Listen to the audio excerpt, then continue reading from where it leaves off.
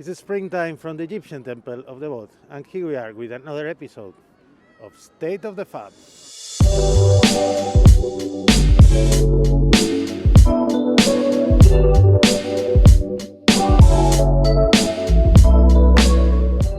Well, here we are again, State of the Fab.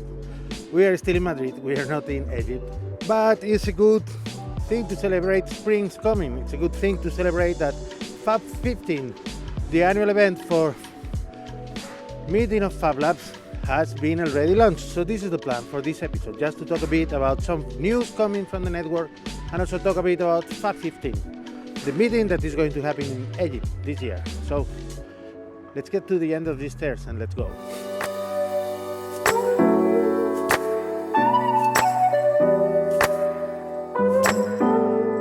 Site is up, registration is open, and everyone is welcome to join to this new Fab event that we will be discovering, exploring and enjoying this summer.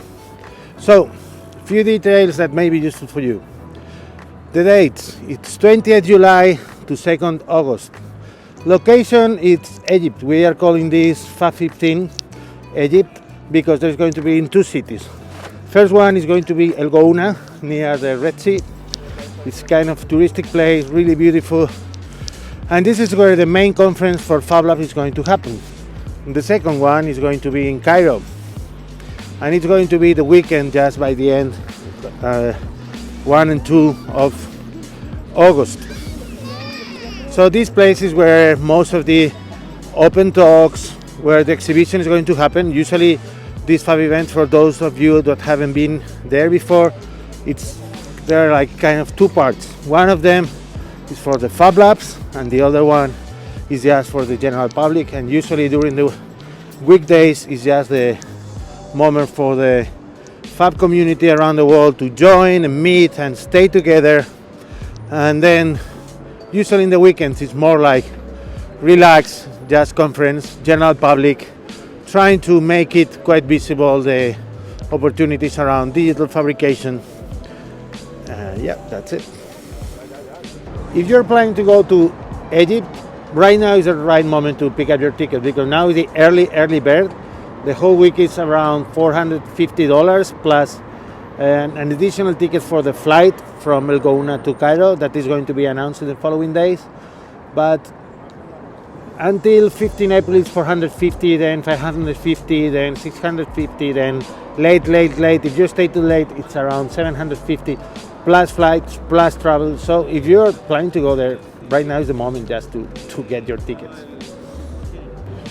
Okay, now let's say you can't go this year to Egypt. What can you do? Well, there are events all years and it's all around the globe, really. It's super crazy. Last one was in Toulouse. The previous year was Santiago de Chile, the previous year was Shenzhen, the previous year was Boston, and we already have a schedule for the next 3 years. So, just to give you a broad overview, this year is Fab15, it's going to be Egypt. Next year, Fab16, it's going to be Montreal. Next year, it's going to be Fab17, and it has been already announced, it's going to be in Bhutan.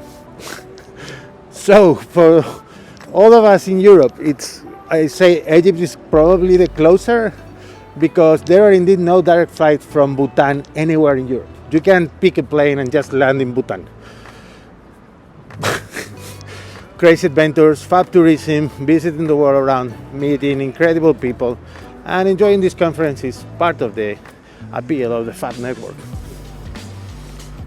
And if we are talking about going around the world, there's no one that does it so as Francisco from Beats Lab in Sitges near Barcelona. Well, it's not there kind of half of the year because he's traveling around the world, setting Fab Labs, helping other people just to launch their spaces.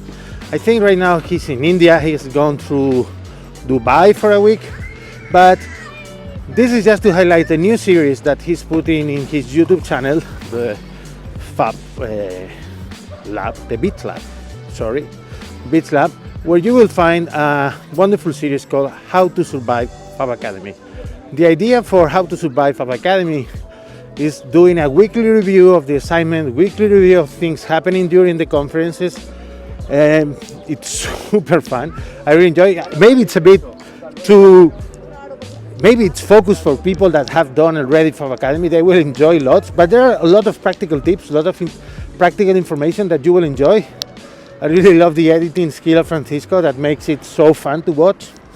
So yeah, this is my recommendation for this week. If you want to learn more about how to survive Fab Academy, how to do it better, how to improve, yeah, you can go ahead and just take a look at that.